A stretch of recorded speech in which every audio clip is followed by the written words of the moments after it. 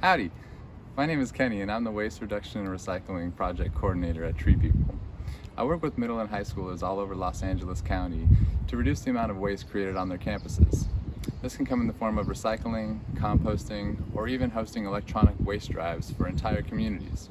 Today though, I'd like to focus on composting and how you might be able to compost at home.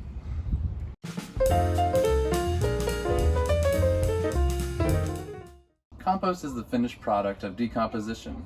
It's what gets created when food scraps, tree trimmings, and other resources from the earth decompose together, breaking down into a crumbly, nutrient-rich soil amendment in just a few months' time.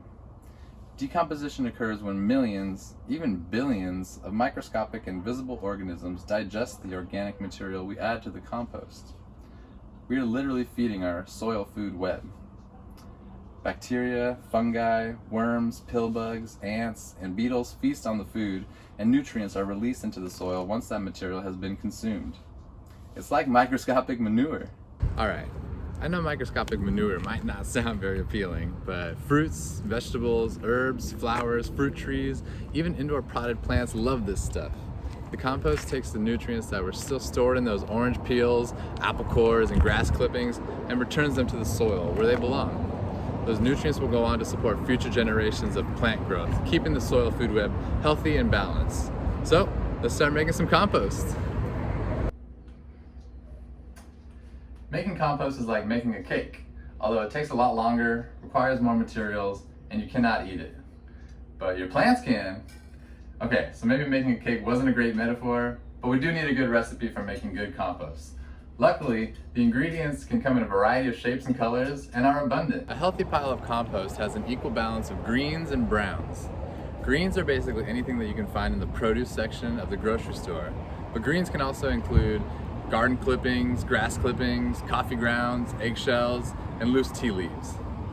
So it doesn't have to be green in color to add to the compost, but these greens are going to provide a great source of nitrogen to the piles, which young plants need in order to grow big, healthy, and bountiful. The browns that we'll add to the compost pile are actually brown, usually. Things like twigs, dead leaves, mulch, brown paper bags, sawdust, wood shavings can all be composted under the browns umbrella. These inputs will add carbon, one of the building blocks of life. When we add these greens and browns together in equal parts, they break down into the black gold we call compost, supporting our soil and everything that lives in it. But we shouldn't just throw these ingredients together in a pile all willy-nilly. No. There's actually a method for adding material to our compost bin. We call it lasagna style. And no, this doesn't mean just throwing our leftover lasagna into the bin and calling it a day. It's a method where we first add one layer of greens up to 3 inches thick and cover that with an equal amount of browns on top.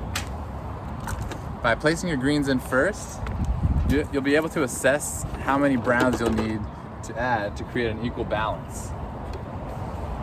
Also, by placing the browns on top, it insulates the materials inside, keeping the moisture and the odors in the bin.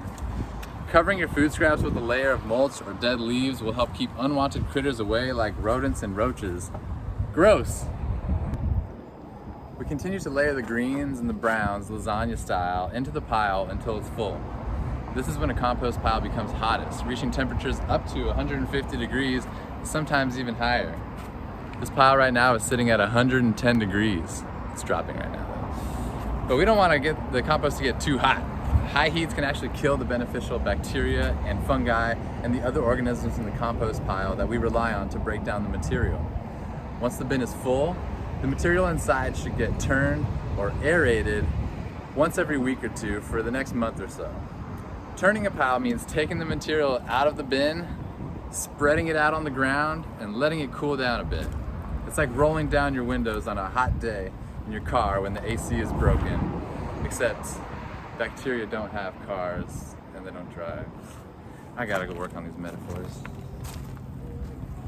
After we've turned the bin 5 or more times, the temperatures should start tapering off, going down towards ambient soil temperature. Once your compost drops down to about 80 degrees, it's ready to go into the ground. Now, there are many factors that can dictate how well your compost turns out. Here are some tips to make sure that your compost keeps moving along on time. The quicker you fill your compost pile, the quicker it will decompose. A pile that remains half full will take more than twice as long to break down. If you can't take your food scraps to your compost bin every day, store them in your freezer. This will prevent any odors from stinking up your kitchen, and thawing out the frozen fruits and vegetables will actually break down the cell walls and help the decomposition process in the first stage of compost. Oh, ice cream. Avoid adding meats, cheeses, and dairy to your compost. These create odors in your pile and can add unwanted stress. A full bin needs full attention. If you don't aerate your bin once it gets full, it can become messy. A pile that doesn't have enough browns or carbon can become too wet, creating a slimy, stinky mess. On the other hand, if your pile has too much carbon, it can dry out the bin and delay the decomposition process. A healthy pile of compost has the moisture level of a wrung-out sponge. Damp, but not dripping wet. Los Angeles can be a tricky place to compost, with many folks lacking the outdoor space they need to compost properly. If this is you, here are a couple of other options you may want to consider. Bring your food and garden scraps to a local composting hub. LA Compost is a local organization establishing community compost hubs for folks to bring their scraps. Find the nearest compost hub to you at lacompost.org and start bringing your scraps today. Request a green bin from your city. Many cities offer organic waste collection programs which will allow you to compost your scraps in a green curbside bin. If your city offers organic waste collection, they likely also have free compost giveaway days. Check with your local municipality. Worms! These deaf and blind wigglers make great pets. Do some research into purchasing or making a worm composting tower, which may even fit underneath your sink. As long as they're fed, they'll stay in the bin and they'll keep creating greatness. So there you have it. There's plenty more you'll learn when you begin composting, but hopefully this was a helpful start to get you going on the right path. What I've showed you today was a 3-bin system, but you can easily do this at home with just a single composting bin. When you add your fresh scraps, it's going to look like what I've got here on my left, where there's still plenty of color and you're still filling that bin up over time. Once that bin fills up, it's going to start reaching those high temperatures above 100 degrees, and it's going to start cooking like what we've got here in this middle bin.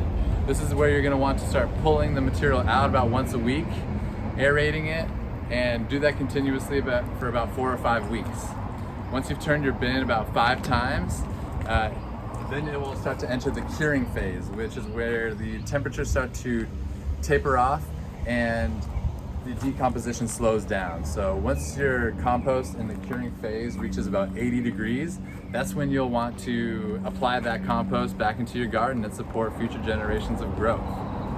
Just want to say we've got much appreciation to those of you out there who have interest in composting, and much appreciation to those of you who are already composting out there. So thank you so much, and I hope to see you out in the garden sometime soon. Best of luck.